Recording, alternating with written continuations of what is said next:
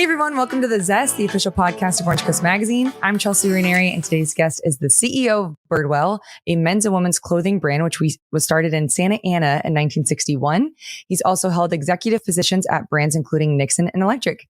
Thank you so much for being here today, Eric Crane. Thanks for having me. Of course.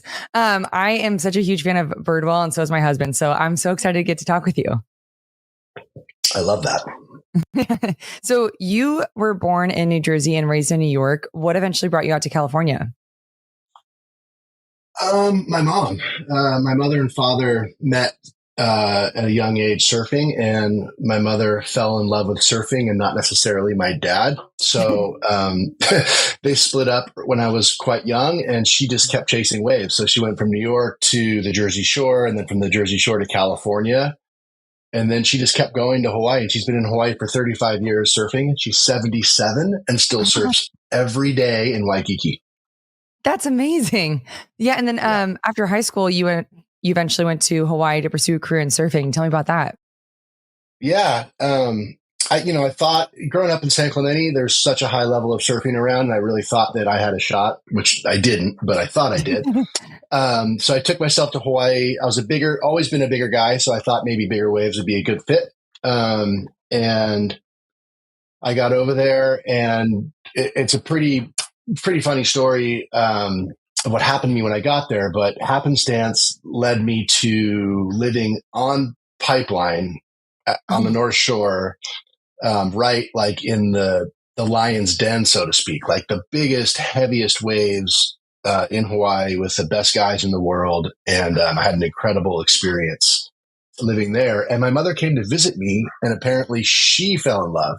So I came back to California to go to art school, and she moved to Hawaii and never looked back. No way.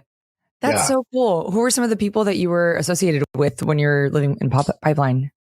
Well, I was living at a guy named Benji Weatherly's house. And Benji, his house was like ground zero for what's called the Momentum generation. So Taylor Steele, who made the Momentum films, Kelly Slater, Shane Dorian. I played guitar with Jack Johnson. Basically all of the characters from sort of my generation were sort of posted up there at Benji's house on ground zero. What an incredible experience. That's so cool. Yeah. So I read that you started doing some t-shirt artwork and designs for surfboard quivers. So how did you kind of get into art, and what kind of goes into that work? When I was young, I was always into drawing. And it wasn't until sort of being in Hawaii that I started sort of turning that into making like t-shirt designs. And then at the time, it became really popular for surfers to have designs on their boards that matched across all of their boards. So someone might take 7 boards or 8 boards to Hawaii for the season, and they wanted them all to have a consistent look. So they had basically like a personal brand in the water. Yeah. So I started making these designs that could be applied using different colors and things. But, I got my start pre-high school. When I was like 15, I was working at Stewart Surfboards in San Clemente in the factory. And one of the things I did was like clean up the factory and clean up after the airbrushers. So I used to watch them airbrush, and I became sort of really interested in like the craft of like putting art on surfboards. And so when I would design, for people, I would design things that really could be reproduced, and it made it kind of easy. And so I did a few of those, and just not a lot, just enough to really sort of fall in love with the idea of design. And then there's a guy named Chris Malloy, who's now a pretty well-known filmmaker and commercial director, who was at the time a pro surfer from the same generation, who started talking to me about wanting to pursue photography and graphic design and things like that and make movies. And so, it really opened my mind to the idea of, what could be other adjacent to the surf world, and creative, but just not surfing. So, yeah. Did you end up making movies? I did not. No. I'm a jack of all trades when it comes to creative. I've made commercial videos. I've made, short form, like 20-minute, 30-minute films for most of the brands that I've worked for. I do sizzle reels and stuff like that. I've directed and filmed and edited and all of that, but nothing at the level of Chris. Chris, I would say, is world class. Wow. That's incredible. You have so many amazing connections. So when you moved back to California, as I mentioned, you work for brands like Nixon, Ocean Pacific, and Electric. Mm-hmm. What do you kind of look for when you decide to work for a certain company? I'd like to say that there was more of a formula involved, but I mean, all of those were adjacent to Orange County. I mean, it was all sort of through connections that I had met along the way. And, I had a mantra sort of when I was younger that was like to never say no. And it wasn't necessarily conscious at the time, but it just, now that I look back on it, it's like, I took every opportunity that came. So, because I was a jack of all trades creatively, like I was able to apply my skills to a lot of different brands and situations. And I found myself, with some pretty great opportunities. Arnett led to meeting Kip Arnett and Bruce Beach. So then when Electric started, so they brought me in to help them create that brand.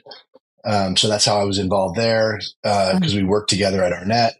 And then I was doing some freelance brand work for OP, which led me to be the CEO, bringing me in-house at one point to run their creative because they liked what I was doing on a freelance basis. And then we sold OP and I had to find another job. And that's a friend of mine named Chad Denena, who had sold advertising to Arnett, was one of the co-founders of Nixon. So he brought me in to work at Nixon. So it's definitely been through relationships and just staying open and putting myself out there that all these different brand opportunities kind of came my way. Yeah, it sounds like it was an incredible time for brands to start creating or popping up in the surf industry. Yeah, for sure it was. I mean, there's never a bad time. I don't think if you have a great idea and the passion and ambition, I don't believe people should really listen to everyone who's going to tell them no, because everyone's going to tell you how hard it is. And there's not a lot of people that are going to say go for it. And I think that if you just really dig in and have the moxie to stick it out, like there's never a bad time to start a good brand. I love that. That's such great inspiration. I also saw a throwback on your Instagram when I was researching you and creeping on it. And I saw a photo of what looked like a game night with people from Nixon. And I actually worked in marketing for Tilly's. So I had a taste of the industry and it was so much fun. But what do you love about working in this industry? I think that, anytime you can be in an industry that's adjacent to your passions, it definitely helps get you through some darker days. Like, if you're interested in fashion, then working in the fashion industry is, there's fun moments. I mean, work is work, no matter where you work or what you do. But I think that, when things get tough, it's fun to remind yourself of why you're in it. And, the brands that I've worked with over the years have absolutely put community and culture, as a part of a core value. So you asked me like what I look for in brands. I think that, community and culture and attention to that and really understanding that culture is a living thing in a company is important. So Nixon, created some great events to bring their team and their in-house people together to sort of create a collaborative environment. Arnett used to throw historically incredible sales meetings where they invite, hundreds of people, and Nixon as well, hundreds of people from all over the world getting together on one spot and going over product and talking about the market and really just coming together. And those things, like, they create this loyalty in you for the brand because the brand lets you in. So you feel like you're sort of co-authoring the culture of the brand. And once that happens and you feel invested in the culture, then it's like me personally, I was willing to run through walls for these companies after, they sort of let you into the fabric of it. I think if it's too corporate or separate, or you don't feel like you're involved, that you become sort of apathetic and there's a whole, stigma, like with hybrid working now, there's, a lot of remote work. People don't feel involved in the brands that they're with. They don't really feel as connected. They're just sort of like punching in the work and not really feeling invested in the brand success. And so anything you can do to combat that, I think, is a good idea. Definitely. So how did you come to get connected with Birdwell? I was doing some consulting for an incredible OC brand named Period Correct, which is like a no way automotive. Yeah, automotive lifestyle brand, and I was the interim CEO, doing a fundraise for Brian, the founder, and and one of the owners, Jeff Curl, who's the co-founder of Stance. And on my list was Matt Jacobson, who had just acquired Birdwell. Not just, he had acquired Birdwell in 2014. But I was, meant to call him to see if he'd be interested in investing in Period Correct. And after a 20-minute conversation of me pitching on a Period Correct, he's like, look, I'm not interested in investing in Period Correct, but let me tell you about Birdwell. And we ended up having this incredible conversation about all these innovative things he's doing with Birdwell and the market and all that. And then we just sort of talked about life and the business and industry and fashion. We just had this really great conversation. And it was great. He didn't invest in Period Correct. So I crossed his name off the list and I was like, okay, on to the other 30 people I had to call that day. But then 3 weeks later, he called me and he said, look, I really enjoyed our conversation. Would you be interested in partnering with me to run Birdwell? And at the time, I had just sold Electric, and I was enjoying my freedom because I had been shackled to brands for 20 years, like just always identifying with a single brand. And I was doing a lot of consulting and I liked the freedom of it. So I wasn't sure if I wanted to come on, but after getting close to Birdwell and seeing the factory and meeting the people and understanding the heritage and really diving into it, I fell in love.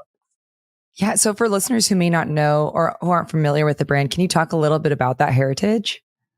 Sure. In Santa Ana in 1961, Carrie Birdwell Mann started Birdwell in her house. And it started where she was sewing dresses for gals. And then she started making board shorts, and more people came to her for these custom board shorts. And then initially she made them out of canvas and Hawaiian shirts or whatever she could get her hands on. And then eventually they found this like spinnaker nylon, which became sort of the staple for Birdwell. And Carrie figured out how to make them in such a way that they were incredibly durable and they would form to your body after you wore them. And they just became really popular with lifeguards and surfers. And eventually her whole business took over into the board shorts. Her kids started sewing. Her husband was involved. Like the entire family was building this company out of Santa Ana for people. Really, it started in California, like from San Diego all the way up. And then they quickly got into mail order. They're really like one of the world's first direct-to-consumer fashion brands. Before the internet, like they were taking custom orders via ads in a magazine, and they'd had like this little form that you would fill out saying what color you wanted and what fabric you wanted and your size, and you'd mail it in, and then they'd custom make them and send them back to you. Like that was how cool. Yeah, really cool. Yeah, so innovative. How do they form to your body? That's so interesting. Yeah, so have you bought a pair of raw denim? Sort of like unwashed denim. So when you get those, they feel a little bit tight to start, but then as you wear them, they sort of stretch where your body stretches, and they sort of bunch where your body bends, and they start to create like this form. So if you don't wash your denim for the first couple of months, which sounds gross, but they do recommend it. Yeah. If you can almost take them off, and like they'll like, you can see your body form in them because the fabric sort of just stretches and forms and conforms to your shape. So the double layer nylon that we use called surf nil does the same thing in essence. So the more you wear these, the more that they start to sort of take shape to your body. That's really so interesting. That's really cool. So what were some of the challenges that you initially faced when you first started at Birdwell? The first challenge was our building. We had been in this building, this factory in Santa Ana, which was a really iconic place, but it was in a state of disrepair. Mm-hmm. And it was going to take millions of dollars to get it up to code and whatnot. And it housed our factory and our warehouse and a little bit of an office. And it was a sad moment, but we decided to sell the business, sell the building. Uh-huh. And so that meant that we had to find somewhere else to put our sewing facility somewhere. We had to remove from a warehousing our own stuff to a 3PL. And then we had to find an office for our staff. So, in doing that, it was a logistic challenge, but it was also sort of like an opportunity to sort of remap the entire business model because although they had the previous management have done an incredible job of growing the business from being very small to moving into direct to consumer through Shopify, which is, a software that allows you to do relatively easy e-commerce. There was a lot of operations and sort of vision and strategy in running an apparel business that didn't exist. Like they were really great at marketing and making product, but there was a lot of inefficiency. So, getting the business profitable by reorganizing the entire back end of the business and then remapping the back end of the business was a huge challenge. And it ended up taking like the first year and a half of my career at Birdwell. Wow. And you've been there for 3 years? No, 2.5. Yeah. 2.5. Okay. Wow. Yeah. Wow. That's a lot of work. Yeah, it was. Yeah. How do you balance innovation with staying true to the heritage of Birdwell? That's a really great question. I think at the core of our values are quality, integrity, and reliability. I think a brand is really a sum of its values. So if we can distill what makes Birdwell great and then think about what people need now and try to solve today's problems, but use the same value stem or root system that got us to where we are, I think that's the most important bit. When it's interesting, a lot of people think of Birdwell as like a heritage sort of retro brand, and it does have that quality, which I absolutely love. But at the end of the day, in 1961, Carrie Birdwell was being innovative, right? She didn't start being retro. She started trying to solve a modern problem with the most advanced way she could. So the quality, her sewing techniques and all that were really advanced for the time. So I would say the innovation is actually one of our core values. But I think over time, you start to trade on your best ofs or your greatest hits. And so that's one of the things I'm really sort of working on is how do we take a stab at modernizing our approach to product while holding on to all of the brand's heritage and really making sure that quality, integrity, and reliability is in everything that we make. So I think staying close, to answer your question simply, I think staying close to your values and trying to use the DNA of what made Birdwell special early on to solve modern problems instead of just trading on kitsch and retro forever, because that gets old. Right. Are there any changes that you're really proud that you've implemented? Well, yeah, I mean, profitability is always a good one. As a CEO, it's hard.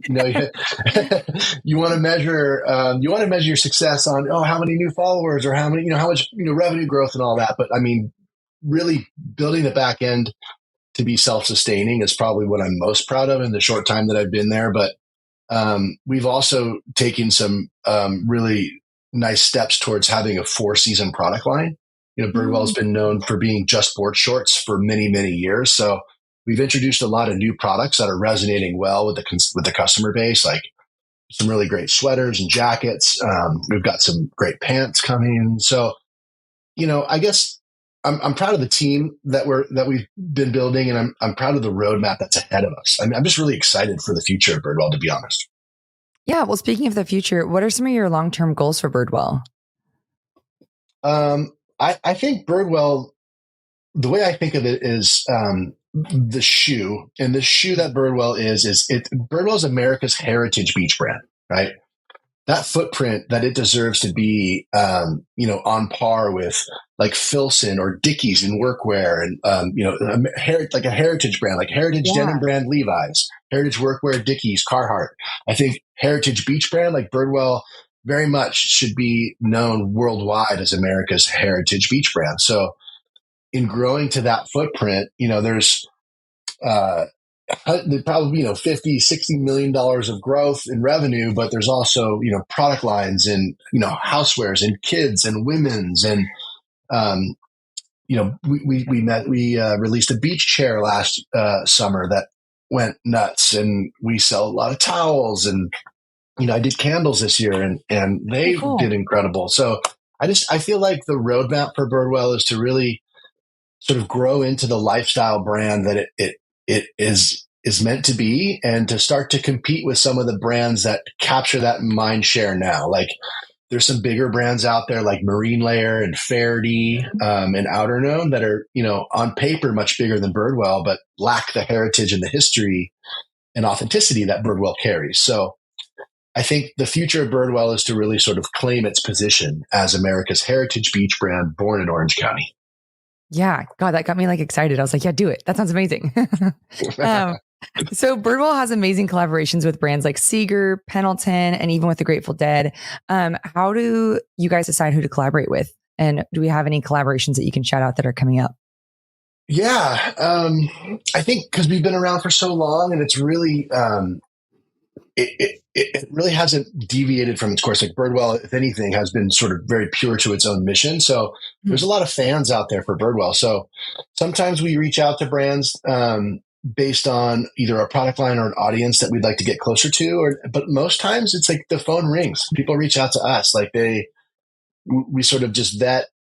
They come in. I personally take care of all the collaborations because I feel like it's such a multifaceted consideration. Like, is the brand right? Is their product right? Is their audience right for us right now? Do we have the bandwidth and resource to do a good job with it? Like, do we have a shared vision and goal? Like it's a relationship. So each collaboration is mini marriage and we have to have the same goals. We have to have the same, energy. We have to match each other's intensity. It can be a small collab without a lot of energy as long as we're both on the same page. So getting expectations outlined, sort of getting the project scoped is sort of my favorite part. It's a really classic business development sort of piece.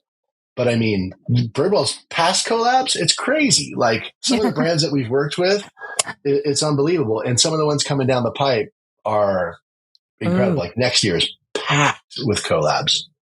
Oh, how exciting. Yeah, I mean, I'll just share a couple. We're going to do denim with Lee Jeans.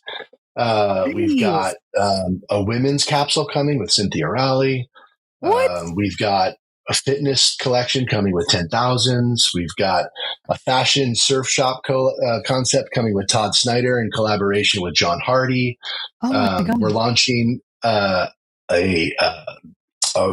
company called Go Ruck out of Florida next week. And they make ruck packs, which are rucking is when you put a plate in a backpack and you sort of like get stronger. It's like a sort of a Navy SEAL inspired workout that's kind of taking the country by storm. And so we're doing a ruck pack and board short release with them next week. We did an incredible collab this August with Imogen and Willie out of Nashville, who also makes their clothes in LA, but it's a denim brand, fashion brand that was really in love with Birdwell. So they did 15-year anniversary with 15 collabs with 15 brands that are made in the US. So I don't know. We just have opportunity to do some really great partnerships, which is the funnest part, the most fun in my job. There's actually a company in Orange County called Myers Manx. Have you heard of it? I don't think so. It's insane. So do you remember the old Volkswagen dune buggies that are like fiberglass and they're brightly colored and they're like, some have like metal flake and they're just incredible, like Volkswagen platform dune buggies. But there's this guy, I think it's Bruce Myers, maybe, I don't know, but it was founded in California and it's owned now by this incredible human named Philip Seraphin in Truesdale Ventures. He bought it and to resurrect it as this like sort of modern brand. And so he's built this lifestyle brand around re-releasing these dune buggies from the 60s and 70s, which are awesome. But then he's gone ahead and he's developed this electric platform. So it's like the Tesla of dune buggies. So imagine one of those old dune buggies with a Volkswagen engine, but it's completely electric. It was on the cover of Motor Trend magazine. It's amazing. They've got design offices in Irvine and a showroom in Costa Mesa.